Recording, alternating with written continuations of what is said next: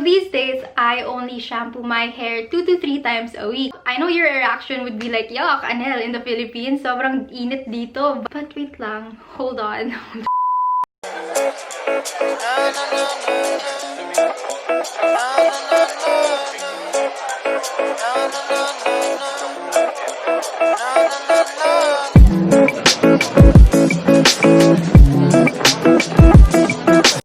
Hey everyone, my name is Anel and welcome back to my channel. So if you're new here, I'm also new here, so welcome.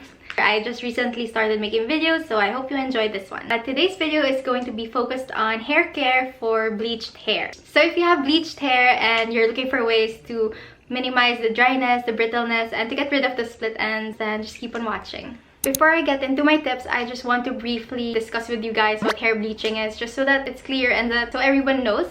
So hair bleaching is a dyeing process that strips color away from your hair strands. So this is how people achieve blonde hair. For example, you have brown hair or you have black hair and you want to go blonde. You can't just dye your hair blonde and expect it to be blonde. No, it doesn't work like that. It's like coloring yellow on a black crayon. It doesn't work like that, I think. Yeah, I think that analogy is similar. So there's a black crayon and you try to color it yellow. It doesn't work. So yeah. Anyway, if it's really far from your original hair color, that's how you achieve it, by bleaching your hair. So why is bleaching drying? Well, bleaching not only strips your hair of your hair color, it also removes the nutrients in your hair and the fatty acids. Yes, I googled that. So that's why bleached hair mostly ends up dry. So why did I have my hair bleach? Well, I wanted to have a nice balayage hair color and highlights. So bleaching has its benefits, which is nicer hair, nice hair color, hair goals, whatever you want. But it also has a major disadvantage, which is dryness, brittleness, and frizzy hair. My first tip for you guys would be to shampoo less. So I know this is not normally done here in the Philippines. We love to shampoo our hair every day. Everyday shampoo. Some people shampoo almost twice a day. So these days, I only shampoo my hair 2 to 3 times a week. I know your reaction would be like, yuck, Anel, in the Philippines, sobrang init dito. But wait lang, hold on. But wait lang, okay? I shampoo my hair 2 to 3 times a week, but on days that I don't shampoo my hair, I still wet my hair and use just conditioner, okay? I know that feeling of having clean hair is also like wet hair and drying it. So yeah, on days that I don't shampoo, I use just conditioner. But if you feel like your hair is still a bit oily from not using shampoo, then I would suggest that you guys get a dry shampoo. I am starting out with freshly combed hair. I made sure to get all the tangles out of the way, and I will be using this Not Your Mother's Clean Freak Unscented Dry Shampoo. I got this from Beauty Bar and I will be linking it down below. So make sure to spray the product close to your roots. This is where oil usually builds up, and with each spray, make sure that you rub it in so the product soaks up all the unwanted excess oils. I will continue to do this on all areas that are oily and all areas that need some refreshing. So spray and rub in.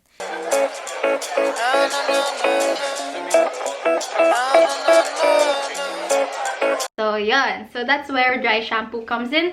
I think there are other brands of dry shampoo like Dove and the like, but I haven't tried those. This is my first dry shampoo and I like it, so yeah. So speaking of shampoo, I would recommend that you guys get a Purple Shampoo. This preserves the hair color of your bleached blonde, ash blonde hair, or whatever color it has. It just preserves the dye and it just keeps your hair looking fresh for a longer time. I know in my first video I used it for just one time, so with continuous use, this really makes a difference with the hair. And I pair this with a purple conditioner also. This is from Not Your Mother's Blonde Moment Purple Conditioner Treatment. I also got this from Beauty Bar. This is 795 pesos. And the purple shampoo that I use is from Lush. This is 1,650 pesos, I think. Medyo natanggal na yung tag, so I'll just put it somewhere here. Next, I am also someone who loves to curl my hair. As you can see, I feel better. So if you use a lot of tools with heat, like your hair dryer, curler, and straightener, and whatnot, I would suggest that you guys go get a leave-in conditioner. to protect your hair, and I am using this one from Not Your Mother's Blonde Moment. It is a Seal and Protect Leave-In Conditioner.